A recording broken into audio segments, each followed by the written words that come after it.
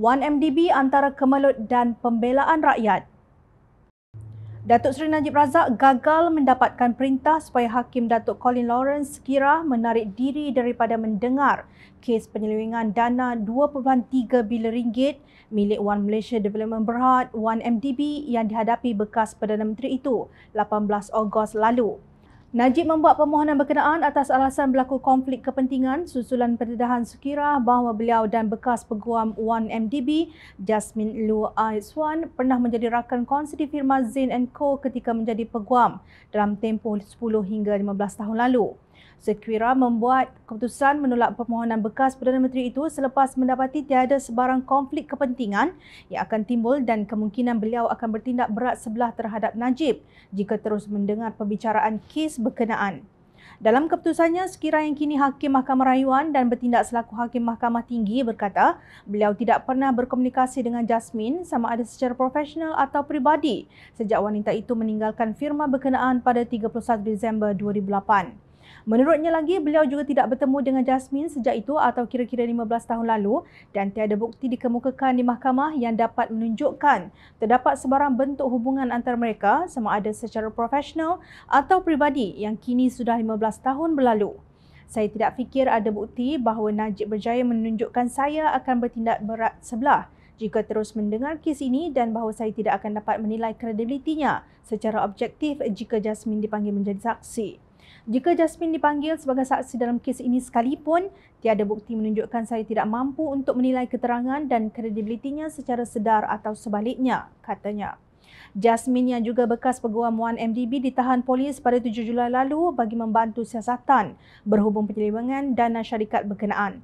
Wanita itu dikatakan antara sekutu rapat ahli perniagaan dalam buruan Low Tech Jo atau Jolo yang terbabit dalam skandal kewangan 1MDB dan disenaraikan sebagai orang yang dikehendaki. Prosiding kemudian diteruskan dengan mahkamah mendengar keterangan bekas Gubernur Bank Negara Malaysia BNM Tan Sri Dr. Zeti Akhtar Aziz pada sesi pemeriksaan balas. Sementara itu, dalam perkembangan sama, Perdana Menteri Datuk Seri Anwar Ibrahim tidak menolak Malaysia mungkin akan mengambil tindakan undang-undang terhadap Bank Pelaburan Amerika Syarikat Goldman Sachs. Pendirian itu dinyatakan Anwar dalam satu temu bual dengan CNBC yang disiarkan pada Isnin sebagai mengulas pembabitan syarikat berpengkalan di New York itu dalam skandal rasuah berbilion dolar membabitkan dana One Malaysia Development Berhad 1MDB. Saya tidak menolak kemungkinan pelaksanaan prosiding semula menerusi tindakan undang-undang, katanya di petik media. Sebelum ini, Goldman Sachs mencapai penyelesaian dengan Malaysia pada 2020 selepas bersetuju membayar 2.5 bilion US dolar, kira-kira 11.6 bilion ringgit dalam bentuk tunai dan jaminan pemulangan aset berjumlah 1.4 bilion US dolar, manakala kerajaan menggugurkan semua pertuduhan jenayah terhadap Goldman. Bagaimanapun, awal tahun ini Anwar yang ketika itu baru beberapa bulan dilantik sebagai Perdana Menteri menyatakan bahawa Malaysia sedang meneliti semula perjanjian penyelesaian itu kerana jumlah yang dipersetujui terlalu kecil.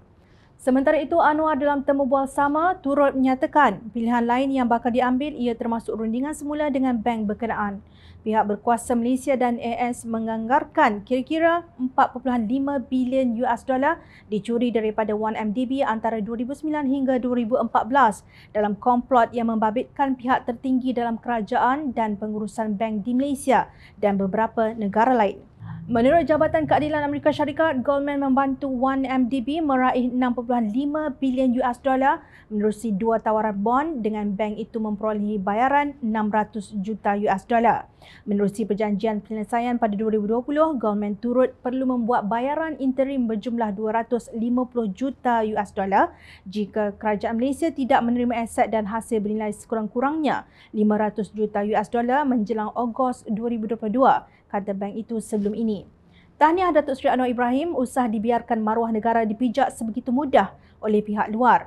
Ketegasan Perdana Menteri amatlah diperlukan untuk memastikan dana rakyat dan negara dikembalikan dalam bentuk yang setimpal dan sewajarnya. Ia dilihat sejajar dengan ketegasan kerangka dasar baharu negara membangun Malaysia Madani yang diterapkan dalam sistem pentadbiran yang mampu membantu Malaysia mencapai keunggulan sebagai sebuah negara bangsa yang dihormati dan digeruni di peringkat antarabangsa dan rantau ASEAN. Teruskan perjuangan untuk rakyat.